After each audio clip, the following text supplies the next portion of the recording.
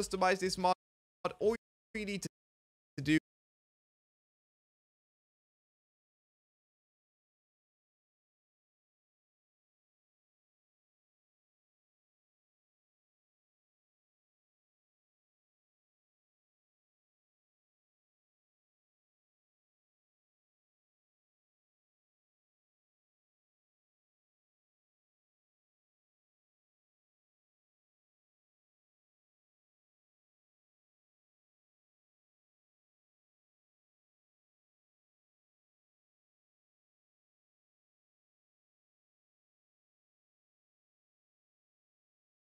is type / keystrokes in the chat, hit enter, and it will bring up this menu here.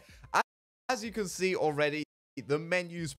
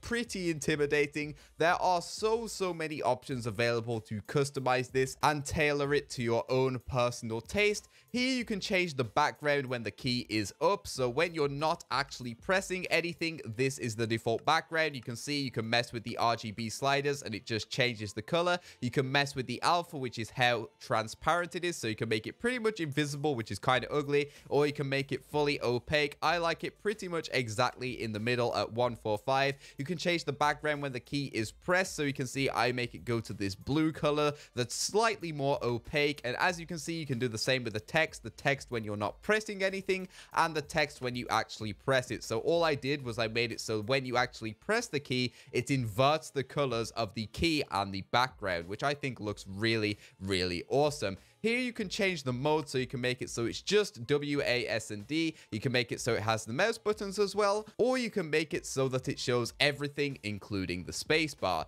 You can mess with the fade time here, so that's actually how long the fade animation lasts for. So if you set it all the way to the maximum, you can see that the fade takes a very long time for the animation to complete, which some people might really like, but I personally prefer it going quite quickly. Or you can make it so there's no fade time and it just looks like every single other keystrokes mod and just activates instantly. I like it at around 150 personally. You can mess with the scale here, so you can see you can make it really big or really small. You can toggle the CPS mod and the FPS mod because it comes with two of those. So you see, if I toggle this off, the CPS disappears down there, but I like having it on. And there's also an FPS mod built into it, but I actually use an FPS mod from a different mod in this folder, so I don't use it from this mod. And you can also toggle chroma effects, which obviously just puts rainbow effects on the text. Next up, we have the effects, which obviously just puts, so I don't use it from this mod. And you can also toggle chroma effects, which obviously just puts rainbow effects on the text. Next up, we have the Chroma Particles mod, which essentially does what it says on the tin. It makes all particle effects in the game multicolored, regardless of what texture pack you're using. And I think that it looks so awesome and adds so much more life to the game. Like, you can see that this guy has some kind of particle effects swirling around him in the lobby here, but it's just boring white and gray. But if you do /chroma particles, hit enter and slide this all all the way up to 1000, you can see that it's now multicolored and looks a million times better. It's especially cool in PvP if you have like a sharpness sword or you get criticals, because the effects still apply on every single particle. And as you can see, when I was hitting that guy before he actually left, all of the particles are multicolored. I really like this mod. The next mod is probably one of my favorites of all time. It is the glint colorizer mod, and what this mod allows you to do is customize the enchantment glint color in Minecraft. So what the enchantment glint is it's the shiny effect that appears on enchanted weapons or special items such as potions. So as you can see in my hand right now, I'm holding the nether star